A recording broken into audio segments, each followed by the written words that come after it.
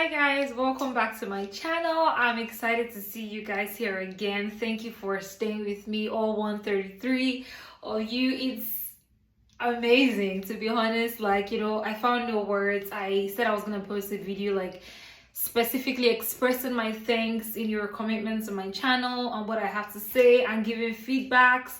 To be honest, I think for me that's really the most interesting part, getting that feedback to be able to sort of communicate and tailor content to how you want that content to work for you and what you really want to get out of it. So I think that's the most interesting part for me. But thank you once again for engaging in my last post, for finding it relevant, for finding it something you could relate with.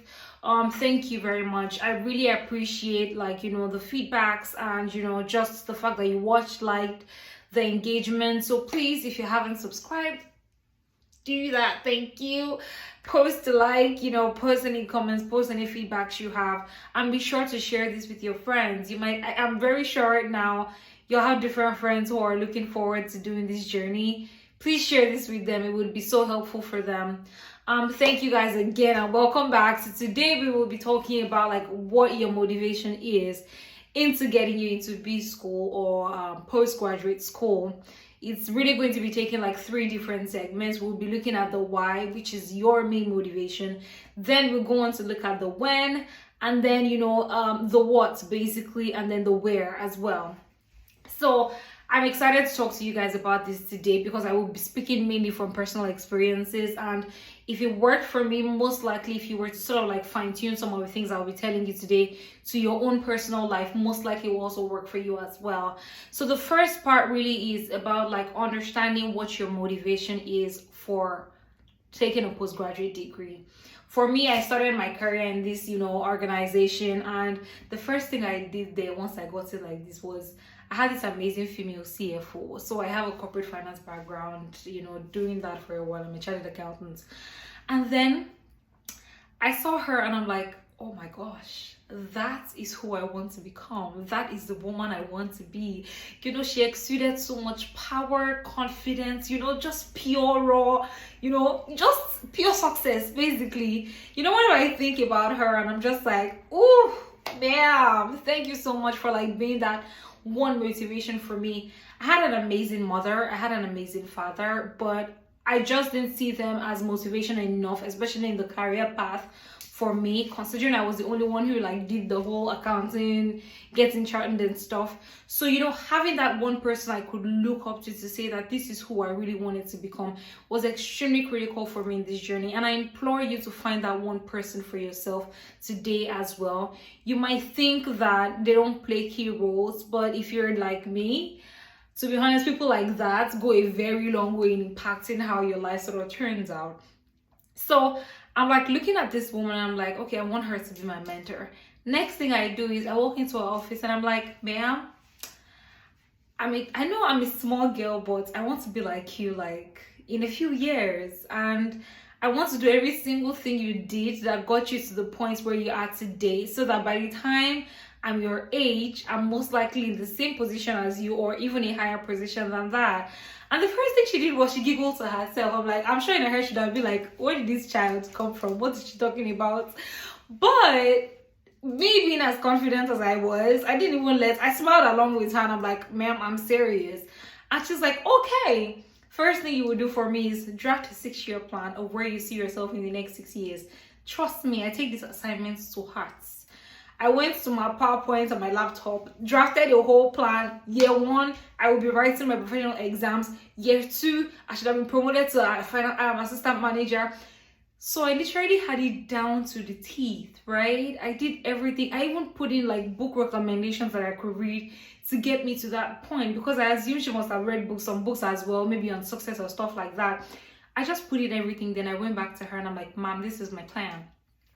And she was very good and detailed plan and all of that. So I guess at that point she saw that I was being serious about it, and she was able to sort of the next conversation we had was really about her telling me, so this is where you start from. She puts in different thoughts in my head to say that it's okay for people to tell you that you can't do this because you're a woman, because you're this, because you're that. In the end, those are projections those people have on you, as you know, they want to put whatever insecurities or whatever it is they have about themselves, put that on you and make sure you fall within that category of believing those things even though they're not true. So I went with that flow, worked within that 6-year plan. The good thing about the plan, your plans are, is your plan is not supposed to be like a fixed way of living your life, basically. No, that plan should be very flexible. A good plan should be one that is extremely flexible, that you can sort of like switch, right, and change at any point in time. So I remember on my plan, I had 4th year, I was going to go to business school then, or I think at the time I had a master's or MBA basically. And you know, that 4th year fell in 2020, which was COVID. So imagine if I had a fixated plan and literally like was stuck trying to figure out how I was going to go. I'm so happy I didn't come to school COVID year. Oh, people that did that, I don't know if they had a cool MBA experience, but thank God I didn't have to do that. But anyways, so I went ahead with like working through that plan, year 1, year 2. Again, life happens and things don't happen the exact way you expect them to happen. For example, I wanted to finish writing my econ exams like by 2017, 2018. I lost my mom that year. I couldn't do it. So I kept, and you know, once I started working as well, it started to drag on longer. I eventually finished it a year or 2 after like what I projected it to finish. But then it happens. And that's another thing about this journey. Setbacks will always happen. You can't let one setback or 2 setbacks define your motivation through this process. I can't imagine if I had stopped writing my econ exams because I couldn't pass some papers at first try. I don't know that I would be as happy as I am today if I had stopped, but thankfully I had amazing friends who were, you know, motivating me as well. So that is where the motivation comes in. By the time you start to see people like this, my mentor also went to business school, but she had, you know, business school in Nigeria. But I'm like, no, there's something about the US that just like, you know, speaks to me, and you know, I feel like that's where I need to be, and that's where I feel like I will gain the most experience. So the thoughts at that point started to frame, and I think working with her as well helped me understand the difference between an MSc and then an MBA. An MSc is meant for someone who wants to sort of like maybe in the future go into academia, or you want to focus on a sole area, like a sole course of study. For example, you want to do an MSc in finance. It means that every single thing you will have in your curriculum basically will be tailored towards you learning or getting better at finance. An MBA, on the other hand, if you're somebody that likes knowing, you know, small of everything, basically exposes you to different curriculums, like different subjects, different cases that you can sort of like apply to different areas and spheres of life, basically, especially in the business space, basically. So that was why it was an MBA for me. I was that kind of person who didn't want to like, you know, focus in one area. I wanted to be somebody who would talk conveniently about strategy, about innovation, about entrepreneurship. And so that was why an MBA was much better for me than going for an MSc. So having made that decision, I found that my motivation was really like people I could look up to, successful women. There's sometimes I just go online and I'm like, you know, top 10 most successful women in the world, and I just look at them and I'm just like, I see myself on this list someday, you know. Just empower yourself.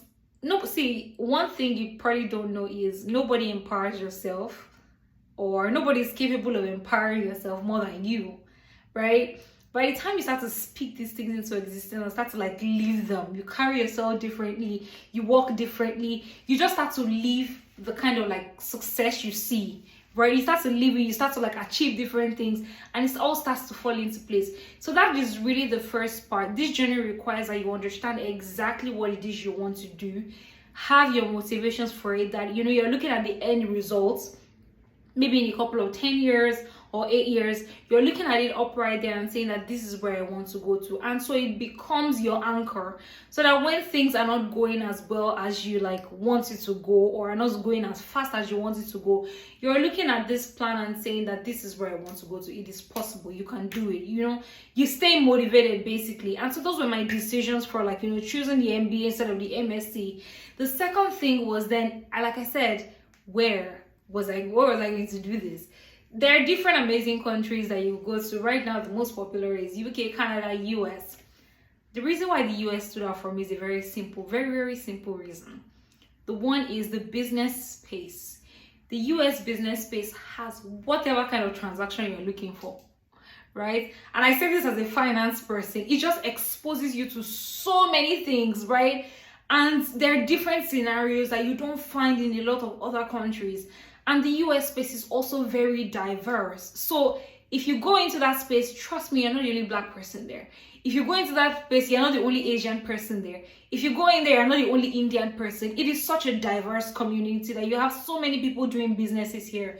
And it just opens up that space of you, like, and again, there's many different scenarios that are run here that you could use the expertise you're getting from working in the US, use it back home in like whatever African country you're from. For me, example, I'm looking for like, getting better at, entrepreneurship and, just being better at strategy, management, accounting, things like that.